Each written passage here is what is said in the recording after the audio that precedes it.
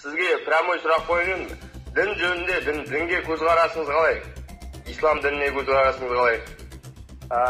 Мен өзім көп рет айтқам. Мен атеистпін. Ашық айтып жүрмін. Кім Құдайға сеніп жүрсе, олар сене берсін. Мен өзім атеистпін. Қысқаша айтқанда, біз құрметті отандастар, бізде 18 миллионның жоқ дегенде 10 миллионы, 15 миллионы кем дегенде бір мұсылман халқы, бір Алланы білетін халық, мұсылман қазақ халқы. Сізді қалай қолдайды деп ойлайсыз? Мен сізді осы уақытқа дейін мен қолдап келдім.